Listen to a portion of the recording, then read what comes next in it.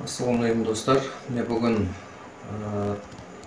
жәндегі шатун менен мына ескі поршынымыз соны қалай ажыратып, жаңасын қалай саламыз, соны көрсететін боламыз.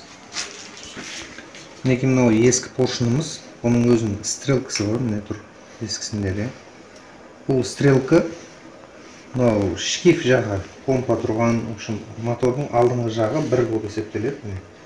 Осы бір жақтан стрелка мына жаққа, шкив жаққа қарап тұрады. Осы стрелканы ауыстырып алмаңыздар. Сосын мына шатунда екі точка бар мынау. Осы арт жағында болады. Қазір шығарып, жаңасын салған кезде, мінекей, мына стрелканы төмен қаратып қойып, мынаны салған кезде, мына екі точка жоғарыда болу керек. Қазір қалай шығаратынын көрсетемін сіздерге. Мінекей мынау поршынымыз, стрелкасы төмен қарап тұр, дәл осылай қойып.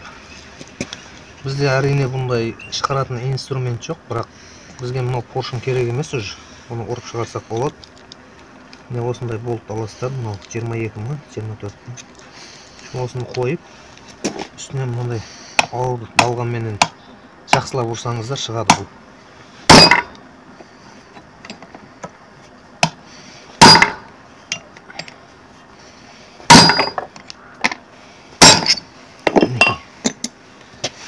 Поршын мен шатун ажыратым.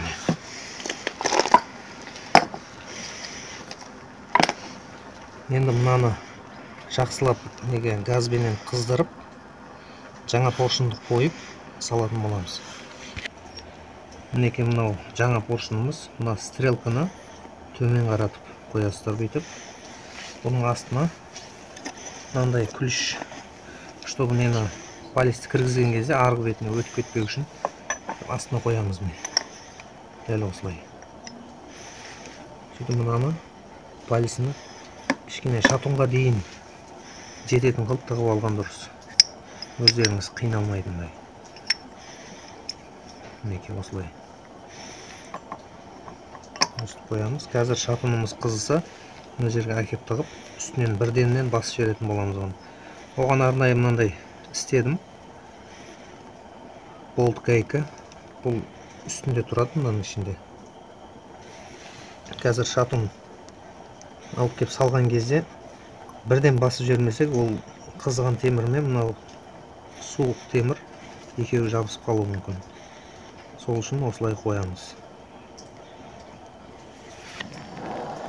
Мінекей шатунды жақсылап қыздырамыз газбен. Осындай газы баллончикте болады. Үйде газ плита болса, газ плитаға қойып қыздыруға да болады.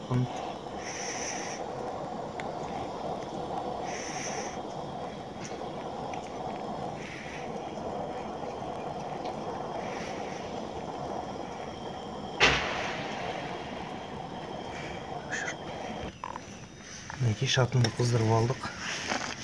Мынаны ашып, мына жерге жайғастырып, бірденнен қағып жіберу керек. Мінекей бұл дайын. Мінекей бұл дайын. Мынаны шығарып алсаңыздар, орнына түсті.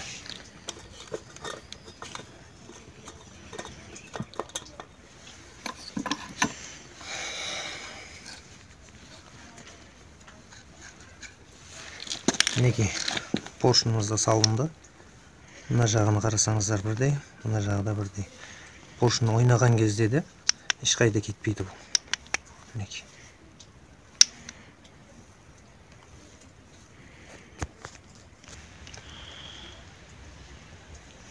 Жәндегідей, мен сізге жәндегідей айтқандай, мінекей мынау поршын шатунымыз болса, мына стрелкасын төмен қаратып қоясыздар. Осыдан адаспаңыздар. Сосын шатунның мына жеріндегі екі точкасы жоғары қарап тұру керек. Мінекей бұл дайын. Қалған поршындарды дәл осылай істеп шығатын боласыздар.